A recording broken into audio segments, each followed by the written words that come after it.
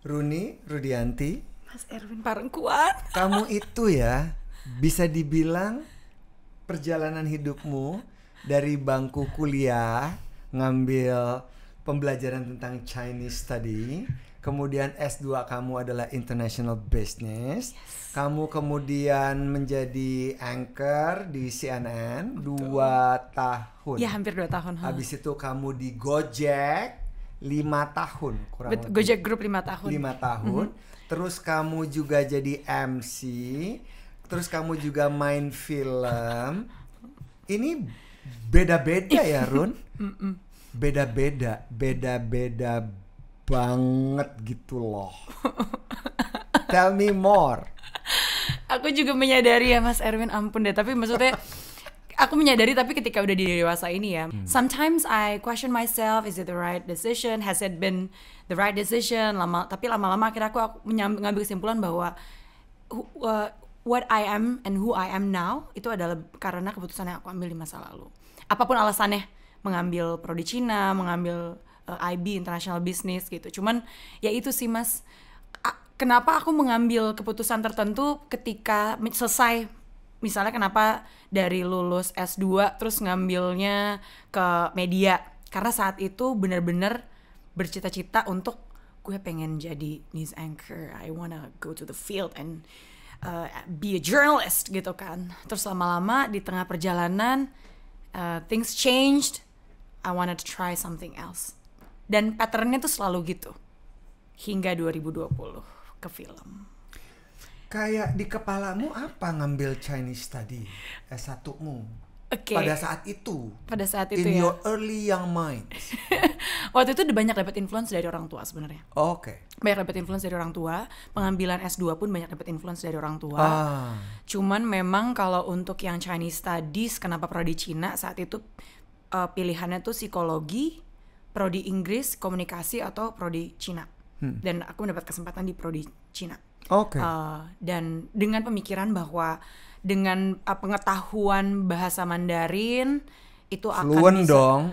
Detik ini sih tidak sefluent dulu. Pasti. Perlu di asal lagi gitu. Cuman saat itu pemikirannya it could take me far gitu in life dengan tambahan bahasa. Betul. Saat itu pertimbangannya. Jadi ada konsiderasi dari saran dari orang tua. Betul. Sampai akhirnya 2020 voila. Dan yang itu tidak ada influence dari siapapun. Itu influence-nya artinya bukan influence orang tua, bukan juga influence saat itu calon suami pada masa itu, tapi benar-benar ada api yang datang dari dalam untuk kayak, Run, lo coba ke film, it's now or never.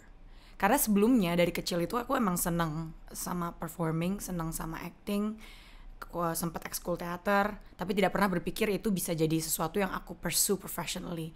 Tapi ternyata pas aku ingat-ingat lagi, selama aku di kuliah, selama aku di Gojek, kalau ada yang berhubungan sama performing, aku pasti ikutan. Kayak ada outing-outing apa, lo naik deh tuh panggung, ada gitu-gitunya. Jadi sebenarnya nggak pernah benar-benar lepas. Nah, karena dulu tuh aku udah kalah berperang gitu loh Mas sama diriku. Kayak gak mau masuk ke dunia film pada saat itu karena aku pikir aku tidak punya bekal dan potensinya. Aku tidak kutilang, kurus tinggi langsing. Pada masa itu itu pikiranku waktu kecil gitu. Hingga 2020 masih belum kutilang juga sih. Tapi you know what, lo prepare yourself, ambil acting workshop, try it.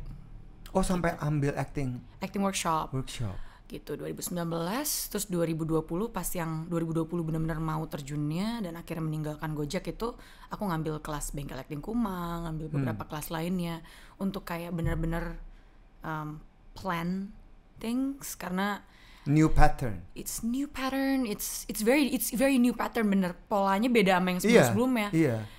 Dan ternyata courage-nya itu lebih besar dibanding yang sebelum-sebelumnya. Kalau yang sebelumnya mungkin ada kayak nothing to lose gitu-gitu. Kalau ini kan kayak I think I've got a lot to lose. I'm living I would say like a comfortable position. Iya dong. Iya, financially juga baik gitu. Betul. Jadi secure. Betul. Promising. And it was pandemic, Mas Erwin.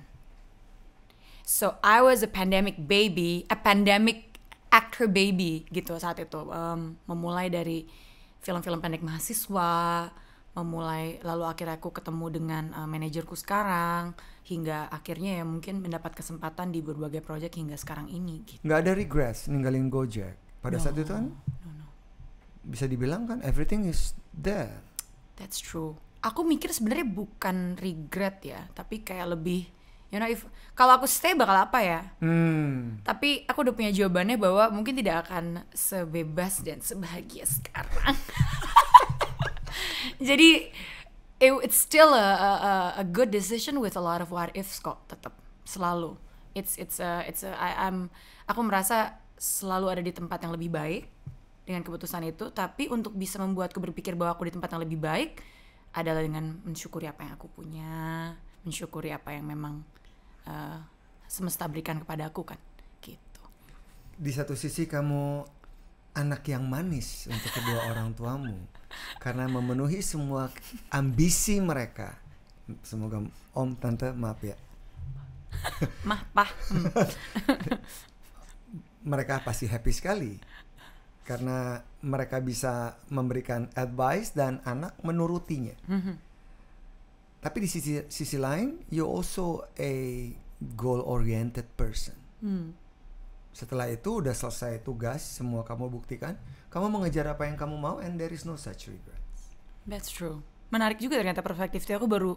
Aku baru justru dari Mas Erwin bilang ini, aku baru sadar bahwa ternyata keinginan orang tua tuh sudah aku penuhi. Baru aku sadari sih sekarang, detik ini nih. Pendidikan sebenarnya kan. Iya, pasti. Iya, bener juga sih. Iya so dong. ya. I mean, if I had a daughter like you, I'll be so proud about you. Thank you. Ya karena nurut, ngikutin dan segala macam gitu. Tapi kan is another different entity ya, between the father and the daughter or the father and the son. Tetap aja semua orang tuh punya keinginan masing-masing. Dan Bener-bener. tiap orang nggak ada yang bisa memaksakan keinginan kita ketika kita merasa bahwa saya punya hak loh untuk melakukan ini, selama harus dipertanggungjawabkan dengan baik gitu kan, melalui proses. Betul. Dan kenikmatan itu kan sekarang kamu rasakan ya. Kamu melihat ada dua benua yang sudah kamu lampaui dan benua yang sekarang ini sedang kamu perjuangkan. Yes, betul banget. Dan aku menariknya adalah aku mungkin jadi berdamai dengan pilihan-pilihan itu karena aku sadar bahwa itu influence besar dari orang tua. Cuman ternyata aku sadari lagi itu semua, influence itu semua, niatan itu semua dari orang tua adalah kan untuk menjadi supaya Rooney bisa lebih baik kan. Yeah. Semua kan aku rasa begitu ya. Yeah. Tapi bagaimana aku akhirnya go with the flow or the plan that my parents created for me, itu jadi kayak aku harus juga punya agency untuk membuktikan bahwa yang mereka rancang dan yang aku inginkan dan kejar sendiri, walaupun ngebelot gitu, juga tetap baik, yaitu Rooney yang lebih baik. Yeah, and they're okay with it, right? Yes. They're happy with it. They're happy with it, betul. Kalau mau dibilang soal meninggalkan dunia korporasi, tampil sebagai news anchor, terus juga di TV yang keren, abis itu kamu masuk di dunia korporasi dengan jabatan yang bagus dan promising. Sekarang nih starting from zero, from scratch. Yes. Jadi kamu ngelihat ada dua perspektif yang berbeda. Di belakang layar, doing all the managerial things, dan juga tampil. Terus sekarang kan tampil.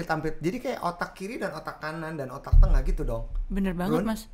Baru menyadari lagi nih sekarang Mas Erwin seperti kayak sedang membuka otak-otakku kayak dipilir bener banget.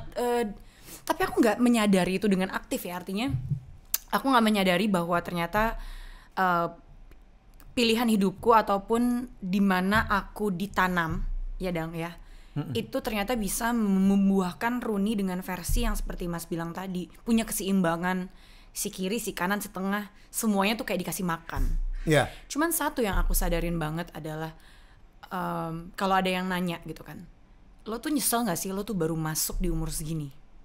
Kalau buat aku, ya memang ada beberapa kekurangan, tapi juga ada beberapa kelebihan. It's the same, everything has like two ways faces, of seeing it, gitu kan. Kelebihannya apa? Kelebihannya adalah ternyata mungkin Rooney yang terjun ke dunia, karena buat aku dunia film ini ataupun dunia performing ini di industri kita itu kayak hutan, bener-bener kayak hutan buat aku. Hutan tuh kenapa? Karena untuk masuk ke hutan yang kadang-kadang mungkin kompasnya jebol atau mungkin tanahnya ini mesti dibabat dulu gitu, kita sebenarnya mesti punya kesiapannya banyak, kesiapan mental, latihan fisik karena gimana lo mau kemana nih gitu, dan mesti punya tujuan gitu.